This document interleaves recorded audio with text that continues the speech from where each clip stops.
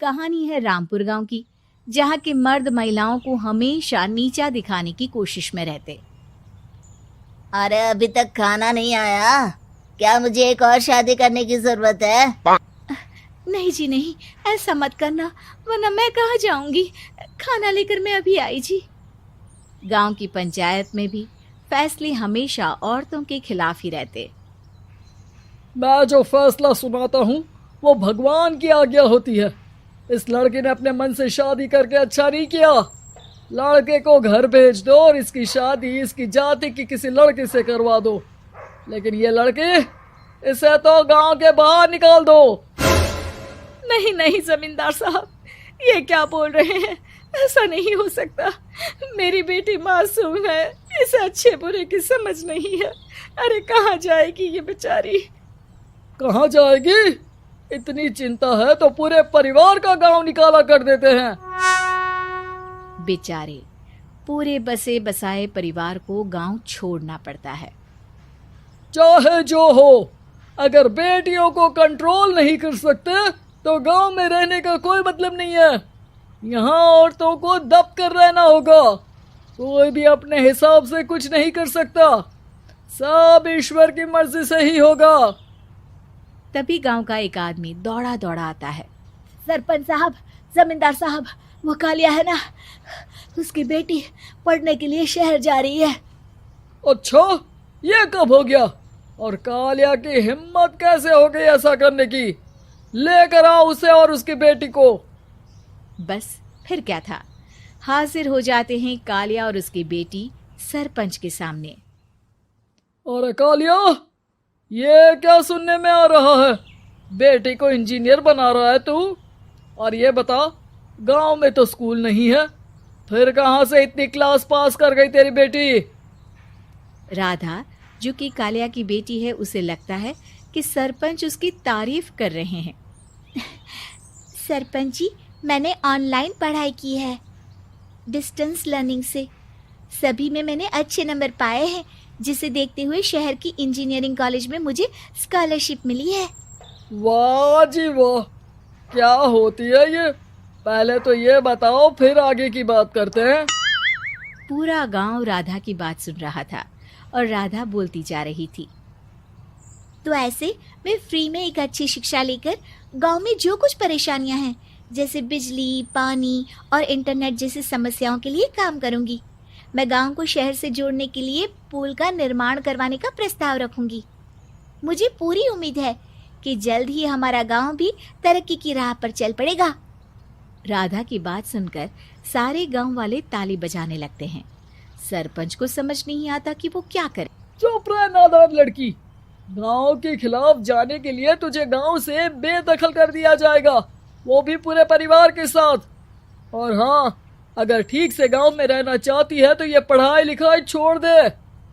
हम तेरे लिए गांव का कोई होनहार लड़का देखेंगे। तभी गांव का एक आदमी बोल पड़ता है। अरे नहीं नहीं सरपंच जी, राधा बिटिया जो बता रही है, अगर वैसा हो जाए तो हम लोगों को पैसा कमाने के लिए बाहर नहीं जाना पड़ेगा। हाँ जी, और ना ही कोसों दूर पानी के लिए भटकना पड़ेगा। हमारे बच्चे भी अच्छी पढ़ाई कर सकेंगे और आगे बढ़ेंगे, ना कि हमारी तरह खेती करते बैठेंगे। क्यों गांव वालों, राधा बिटिया का साथ देना चाहिए ना। सरपंच देखता है कि गांव राधा के साथ है तो वो चुप हो जाता है। वो घर आकर अपने सलाहकार से बात करता है, जो बहुत ही चालाक किस्म का इंसान होता है। अरे सरपंच साहब, आपको बहुत ही होशियारी से काम लेना पड़ेगा। एक बार गांव तरक्की कर गया, यहाँ के बालक पढ़ लिए तो कोई ना पूछेगा आपको। और फिर ये जो बेटा और बेटी है ना आपके, इनको भी आम लोगों की तरह ही जीवन जीना होगा। हाँ, लेकिन करे तो क्या करे? वो ना आप मुझ पर छोड़ दीजिए, बस मैं जैसा बोलूं करते जाइए। अगले रोज सुबह जब गांव वाले सोकर उठते हैं तो राधा के घर के बाहर और साथ ही वो लोग जिन्होंने राधा का सपोर्ट किया था, उनके घर के आगे लाल रंग से कल आऊंगी लिखा होता है। कल आऊंगी, यह क्या होता है? अरे यह तो खून से लिखा है, लगता है कोई भूत प्रेत या चुड़ैल का साया है। चलो सरपंच जी के पास चलते हैं। सभी सरपंच के पास जाकर उसे सारी बात बताते हैं। अरे ये तो बड़ी मुश्किल की बात है। चलो मैं एक बाबा को जानता हूँ, उन्हें बुला लेता हूँ। सरपंच बाबा को लेकर गांव के घर के बाहर जाता है। ओहो, तो ये वो चुड़ैल है जो उन लोगों को निशाना बनाते हैं जो गांव को बदलने का सपना देखते हैं।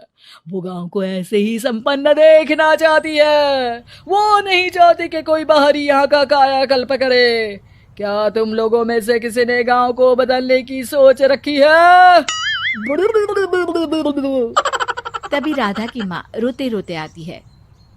मेरी राधा घर से गायब हो गई है।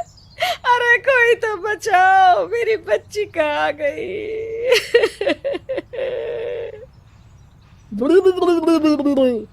ले गई वो चुड़ैल, तेरी बच्ची को ले गई। अब वो उसे श्रापित करके छोड़ेगी, उस पर चुड़ैल का साया हो जाएगा। तभी बुरी सी हालत में राधा भी वहां आ जाती है। उसके बाल चुड़ैल की तरह फैले होते हैं और कपड़ों में खून लगा होता है। सभी राधा को देखकर डर जाते हैं। माँ, पता नहीं मुझे कौन उठा कर ले गया था। अरे दूर दूर हो जा चुड़ैल, अब हम लोग इस गांव में नहीं रुकेंगे। अरे कैसे बातें कर रहे हैं आप?